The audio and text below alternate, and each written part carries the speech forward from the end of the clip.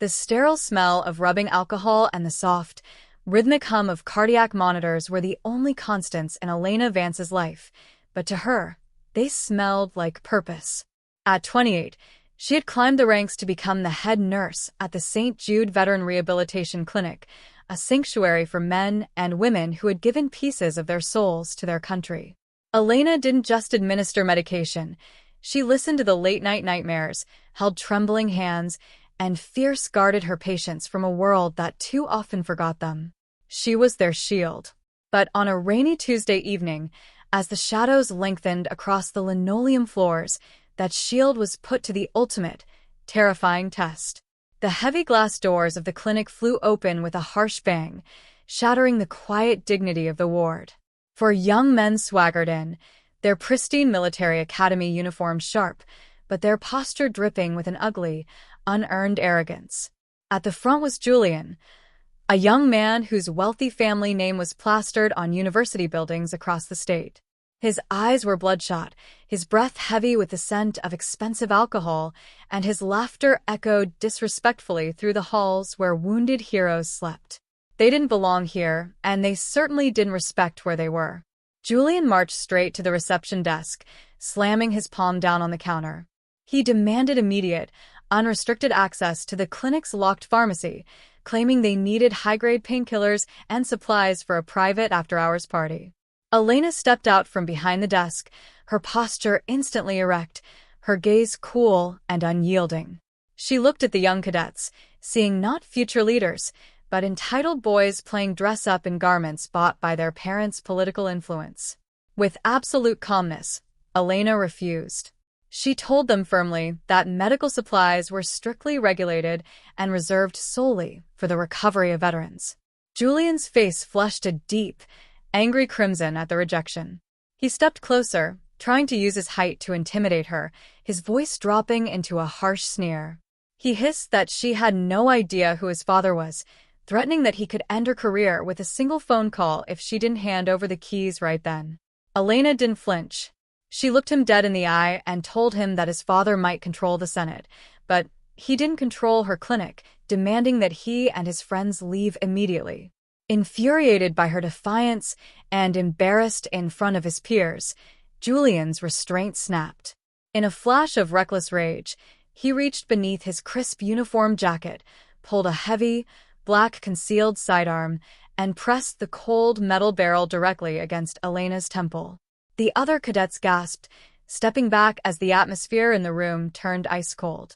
Elena's heart hammered against her ribs like a trapped bird, the terrifying reality of the loaded weapon sending adrenaline surging through her veins. Yet, she kept her voice steady, refusing to give him the satisfaction of seeing her cry. Julian tightened his grip on the trigger, his knuckles whitening as he growled for the keys. But just as the tension reached a deadly breaking point, a low, chillingly calm voice echoed from the dark hallway doorway behind them, carrying an unnatural authority that instantly froze every single person in the room. The icy voice cut through the suffocating tension of the room like a razor blade, instantly freezing the blood in Julian's veins. From the shadows of the doorway stepped Van Sterling, a man the cadets had completely ignored when they swaggered into the clinic. To them, he was just the quiet, graying janitor who pushed a mop and emptied the trash cans, an invisible nobody in a faded blue jumpsuit. But as Van stepped into the fluorescent light, his slumped shoulders straightened, his posture locked into a terrifying, rigid perfection, and his eyes burned with a lethal, predatory focus. The air in the room instantly shifted from a robbery to a battlefield, and for the first time, the arrogant cadets felt a cold wave of genuine primal fear. Julian, trying to mask his sudden panic with bravado, began to turn the barrel of the gun away from Elena toward the older man, but he never got the chance. Moving with a blinding, explosive speed that defied his age, Van closed the distance between them in a fraction of a second. Before Julian's finger could even tighten on the trigger, Van's hand clamped down on the weapon like a steel vise. With two precise, brutal twists, a loud, sickening crack echoed through the clinic lobby as Julian's wrist shattered. The young cadet shrieked in agony, the heavy pistol clattering harmlessly to the linoleum floor as Van swept Julian's legs out from under him, slamming him face first onto the hard ground and pinning him down with a heavy knee to his spine. The remaining 3 cadets froze in sheer terror, their hands flying into the air as they backed away from the terrifying display of combat efficiency. They weren't looking at a janitor anymore. They were looking at a ghost from a nightmare. As Van pinned the whimpering leader, his collar shifted, revealing a faded but unmistakable Navy SEAL trident tattoo etched into his skin, alongside a row of deep scar tissue.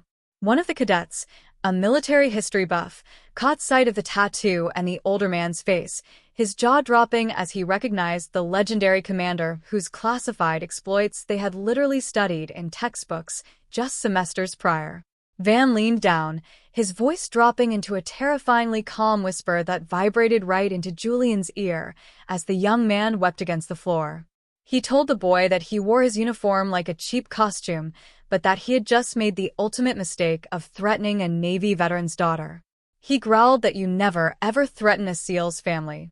Julian's eyes widened in sheer horror through his tears as the realization washed over him like ice water. Elena, breathing heavily but safely out of harm's way, stepped around the desk and looked down at the trembling bully on the floor. She looked at her father, her voice trembling slightly with a mix of leftover adrenaline and deep pride as she thanked him, officially revealing to the terrified, pinned cadets that the helpless nurse they had targeted was the daughter of a living military legend. The trap had just closed around them, and as the distant wail of police sirens began to echo through the rainy night, the cadets realized that their privileged, untouchable lives were about to crash down around them in ways they could never undo. The flashing blue and red lights of the police cruisers danced across the wet clinic windows, signaling a temporary safety, but Elena knew that the true storm was only just beginning. Within an hour of the arrest, the heavy glass doors of the clinic swung open once again, this time admitting a man whose very presence exuded toxic power.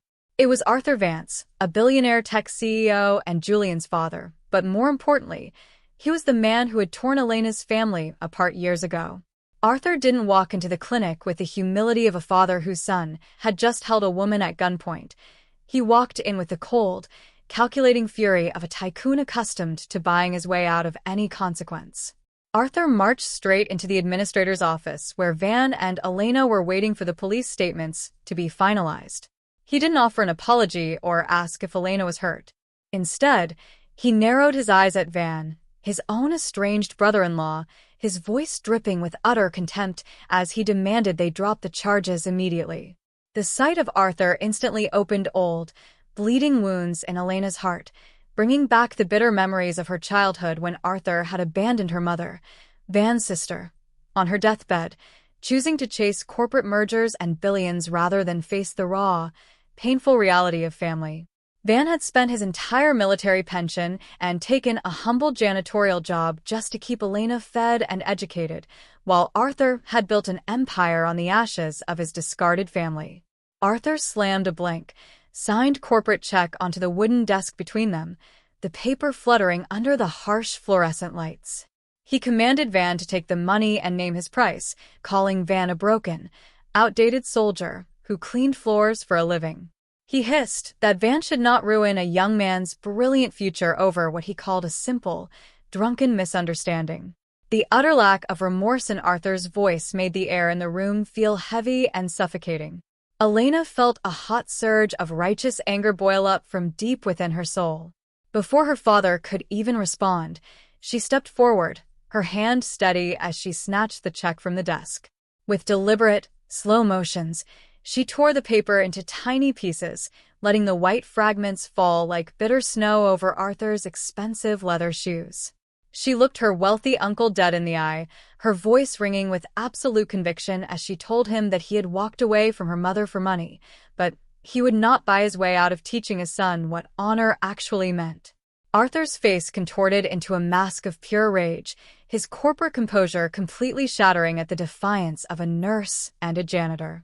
He leaned in close, threatening them both with absolute financial and legal ruin, vowing that he would use every media outlet and political connection he possessed to destroy the rehabilitation clinic. He swore that he would personally ensure Elena was blacklisted from every medical facility in the country, leaving her unable to ever practice nursing again.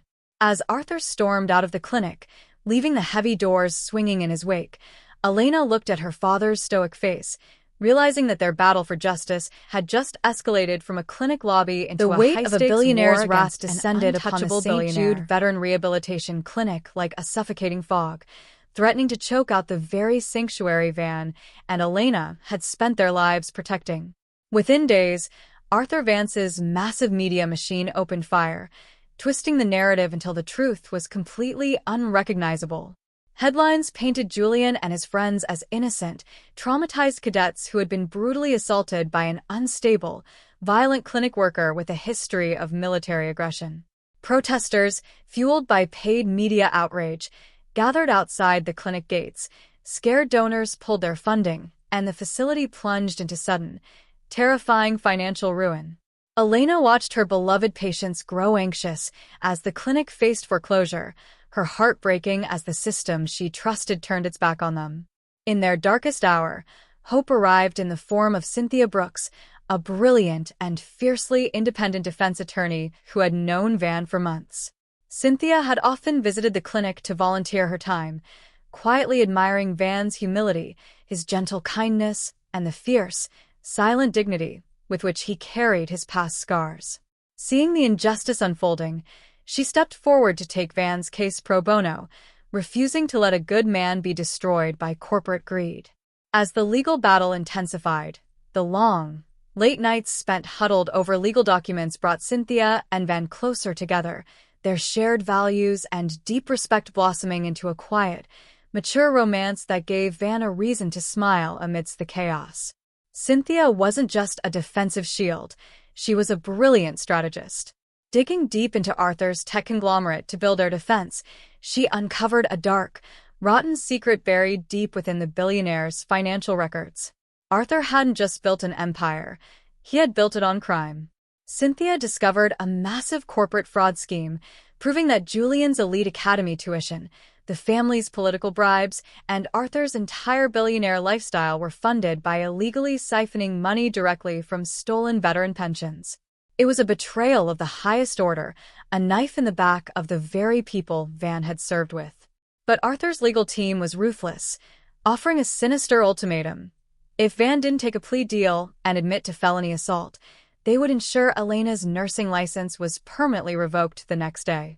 Desperate to protect his daughter's future, Van quietly prepared to make the ultimate emotional sacrifice, intending to plead guilty and carry the shame to save Elena's dreams and the clinic. He sat at the kitchen table, his head in his hands, ready to sign away his freedom. Elena and Cynthia caught him just in time, fiercely refusing to let him sacrifice his hard-earned honor for corrupt men. Cynthia gently reached across the table, holding Van's rough, calloused hand in hers, her eyes shining with fierce devotion. She looked into his tired eyes and told him that he had spent his whole life fighting for his country in the shadows, and now it was time to let her fight for him in the light, promising that they would never back down. Armed with the devastating financial evidence and the original, unedited security footage from the night of the attack, Cynthia scheduled a massive, televised public hearing, setting the stage for a final showdown where Arthur and Julian expected to celebrate their victory, completely unaware that they were walking directly into a trap of their own making. The flashbulbs of the television cameras popped like distant gunfire inside the crowded courtroom, but Van sat as still as stone, his eyes fixed on the horizon of justice. Arthur and Julian Vance sat at the defense table across the room, oozing an unbearable, smug confidence as they smiled for the media, fully believing their wealth would crush the humble janitor and his nurse daughter. But the atmosphere shattered the moment Cynthia Brooks stood up, her voice ringing through the chamber with the force of a thunderclap. With cold, mathematical precision, she didn't just present the case for assault. She pulled back the curtain on Arthur's entire empire, broadcasting the unedited security footage of Julian holding a loaded gun to Elena's head alongside the damning evidence of Arthur's massive pension fraud scheme. A collective gasp rippled through the courtroom and instantly echoed across millions of screens nationwide as the public watched the horrific truth unfold in real time. The outrage was immediate and absolute. Within weeks, the legal system worked with blinding speed.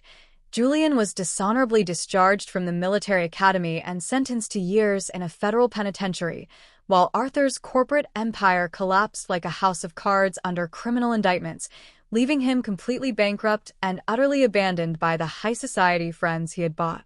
Months later, a soft spring breeze swept through the courtyard of the St. Jude Veteran Rehabilitation Clinic, which had not only been saved but entirely revitalized by the court-ordered restoration of the stolen veteran pensions. Elena stood at the entrance, now officially promoted to clinic director, watching her father work. The heavy glass doors opened, and a broken, haggard man shuffled inside, his expensive tailored suits replaced by faded, thrift store clothes. It was Arthur. Having lost everything, he had come not to threaten, but to beg for a second chance, looking for any low-level work just to buy groceries. Instead of turning his bitter enemy away, Ben walked over, looked at his broken brother-in-law, and gently handed him a broom, offering him an honest job and a path to true redemption. The beautiful afternoon sun cast a warm glow over the courtyard as Cynthia walked up, slipping her hand naturally into Van's, their quiet romance now a beautiful, permanent anchor in his life. Arthur looked down at the broom in his hands, tears finally spilling over his hollow cheeks as the weight of his past actions crashed down on him. He looked up at Van, his voice cracking with emotion as he asked why Van was helping him after everything he had done to destroy them. Van smiled gently, a deep, profound peace finally settling over his weathered face. He looked at Arthur and told him that a real warrior knows when to stop fighting and when to start healing, warmly welcoming him home. The story of the quiet janitor, who was secretly a legend, left an unforgettable mark on everyone who heard it, proving a powerful life lesson that true strength is never found in the arrogance of power, the hoarding of money, or the terror of weapons. Instead, ultimate victory belongs to those who possess the quiet courage to protect the innocent, the unyielding strength to stand up for justice, and the divine grace to offer forgiveness to the ones who deserve it the least.